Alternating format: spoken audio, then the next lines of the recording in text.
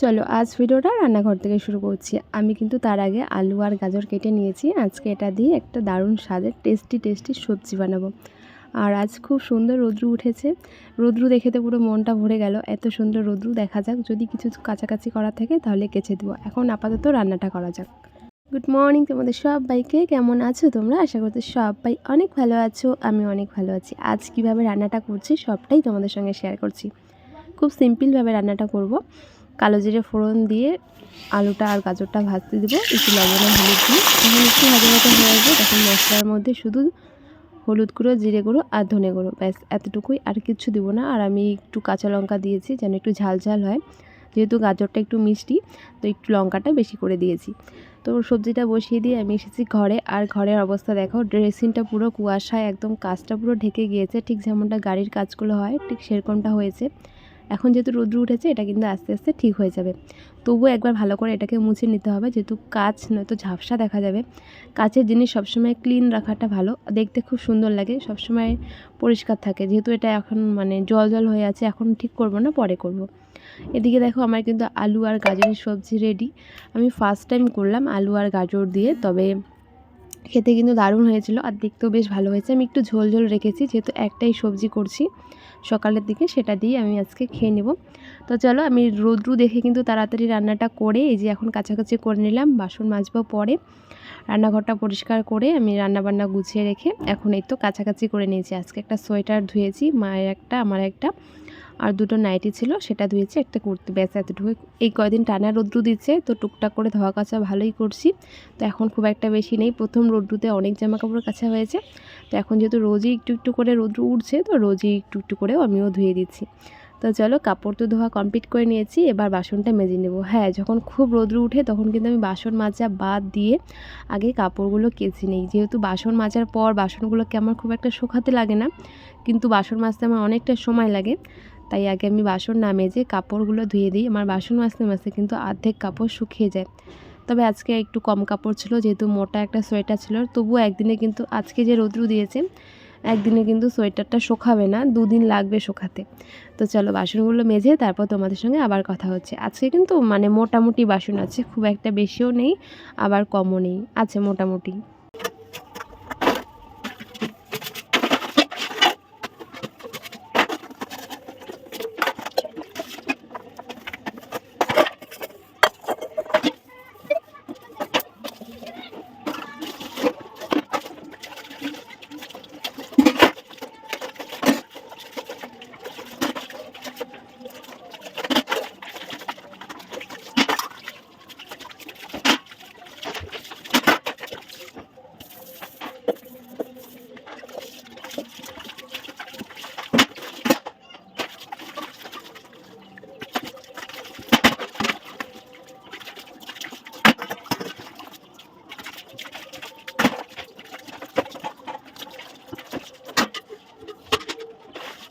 বাসন মেজে এখন এসেছি খেতে। কালকে সবজি ছিল একটু আলু ভাজি আর ফুলকপি আর আলু দিয়ে একটা সবজি, আর তার সঙ্গে আজকে সকালে যেটা রান্না করেছি সেটা ঝোল ঝোল করেছি, দারুণ হয়েছে খেতে। লবণ ঝাল সব কিছু ঠিকঠাক ছিল, পাতলা করে ঝোল করেছি। এরকম সবজি কিন্তু মাঝে মাঝে খেতে আমার দারুণ লাগে।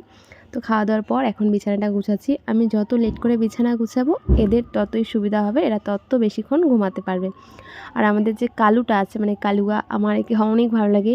আর তোমরা হয়তো একটা কথা জানো কি না আমি জানি না, কালো বিড়াল কিন্তু অনেক শান্তশিষ্ট হয়।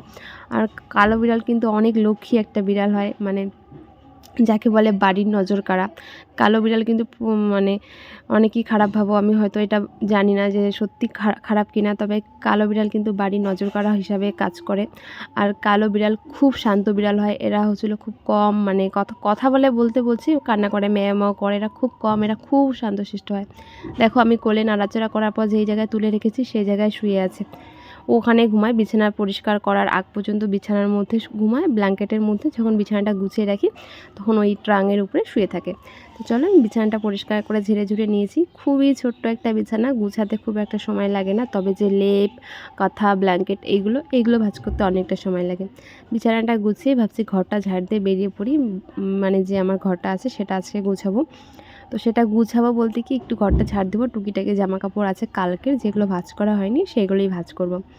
আর এই ঘরটা খুব একটা হিবিজিবি নয়, মানে হিবিজিবি এখন আপাতত নেই, টেবিলটা পরিষ্কারই আছে, তো একটুখানি মুছে কুছে নেব। সবসময় যদি মানে পরিষ্কার করে রাখা যায় তাহলে দেখবে রোজ কাজের চাপটা একটু কম থাকে। আমি কি করি, কাজ জমিয়ে রাখি, আলসেমি করি বা কখনো হয়ে ওঠে না, তখন অনেকটা কাজ হয়ে যায়।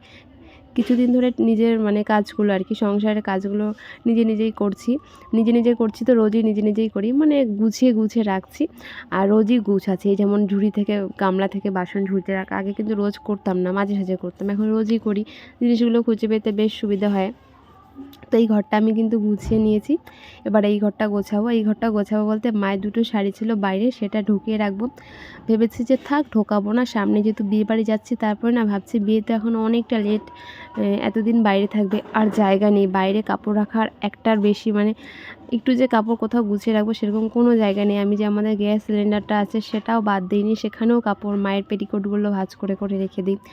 এতটাই একটা ছোট ঘর, আর জায়গাও খুব সীমিত পরিমাণে, জামা কাপড় রাখারও জায়গা খুব একটা নেই। সমস্ত জায়গায় আমি পুরো ঠিসে জায়গার মধ্যে মানে জায়গা করে তারপর কিন্তু কাপড়গুলো রেখে দিই।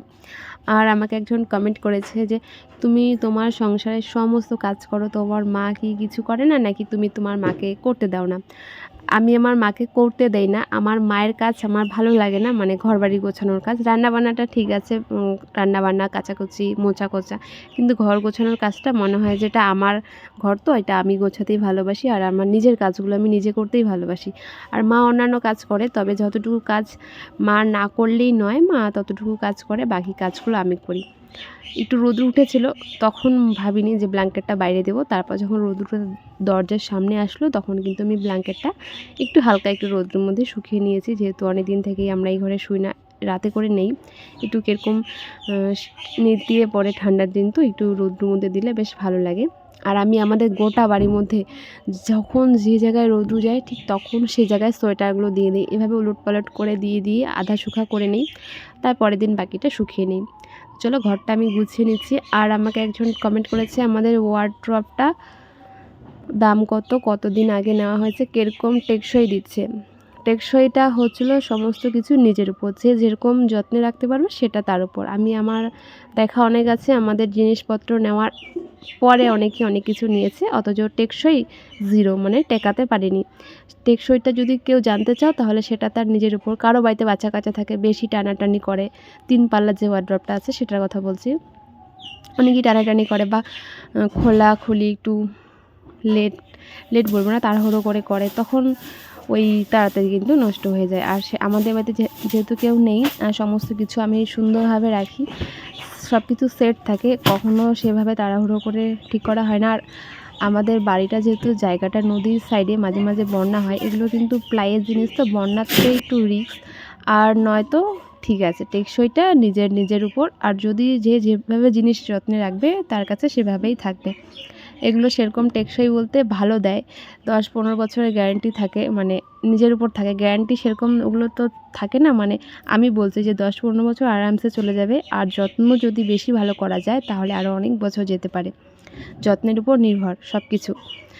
আর এটাই হচ্ছিলো মানে কোয়ালিটি আমার যে জিনিসগুলো আছে সেটা। আর আমাদের জিনিসগুলো অনেকটা পুরনো ছিল, শুধু ড্রেসিং টেবিলটা প্রায় 2 বছর থেকে 1.5 বছর হচ্ছে, আর ওয়ার্ড্রপটা 3.5 বছর থেকে 3 বছর হচ্ছে আমার। এটাই কেন কি এর আগে নেওয়া হয়নি। আর সুকেসটা আমাদের প্রায় 15 বছর হচ্ছে, 10-15 বছর, আমার খুব একটা মন নেই, তবু আমি বলে দিচ্ছি যেহেতু জানতে চেয়েছিলে। ঘরটা পুরো পরিষ্কার করে নিয়েছি, এখন ঘর ঝাড় দিয়ে উঠোন ঝাড় দিয়ে উঠোনটা মুছে, আজকে উঠোন মুছবো না, মানে সাইডটা মুছে, সাইডটা আমার রোজই মুছতে ভালো লাগে, তবে রোজ সময়ের জন্য মোছা হয় না, আজকে মুছে নেব, তারপরে স্নানে চলে যাব। তো আমি কিন্তু উঠোনটা ভালো মতো ঝাড় দিয়ে নিয়েছি, এখন উঠোনটা মুছে নেব। উঠোনটা অনেকটা ছোট, হয়তো ফোনে একটু বেশি বড় লাগে, তবে উঠোনটা কিন্তু অনেকটা পরিমাণেই ছোট, 2টো টান মারলেই কিন্তু মোছা কমপ্লিট হয়ে যায়। তবু আমি একটু আলসেমি করি, রোজ মুছি না, কারণ কি আমাদের রোজ মুছলে পরে না, ওই যেদিন করে আমি মুছি সেদিন করে বিড়ালগুলো ওখানে খেলা করে, কেন জানি না এত হিংসেমি করে, পুরো একদম নখুনে দাগ দিয়ে শেষ করে দেয়।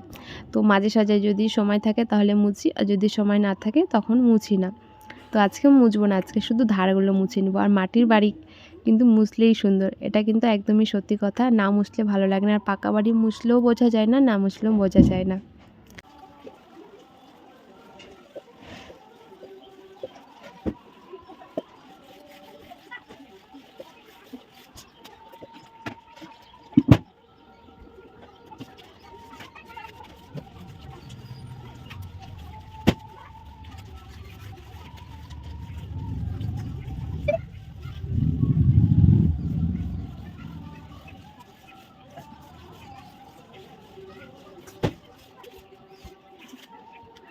উঠোন মোছা কমপ্লিট। এখন যাব স্নানে। আর স্নান করে এসে কিন্তু আমি দেখো জামা কাপড়গুলো তুলে নিচ্ছি।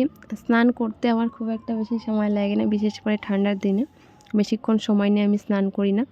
তো আমার খুব একটা বেশি লাগে না সময়, ওই আধ ঘন্টার বেশি লাগে বা 1 ঘন্টার কম লাগে, এতটুকুই।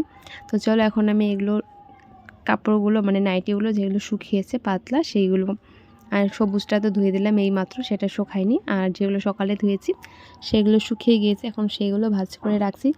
রোজকার কাজগুলো রোজই গুছিয়ে গুছিয়ে করলে এতটাই কাজের চাপ কম থাকে কি বলবো, এত আরাম লাগে, কাজ করেও শান্তি পাওয়া যায়। 2-3টে জিনিস থাকবে সুন্দরভাবে গুছিয়ে রাখো, নয়তো এক গাদা হয়ে যায়, ভালো লাগে না, পুরো মাথা ঘোরে।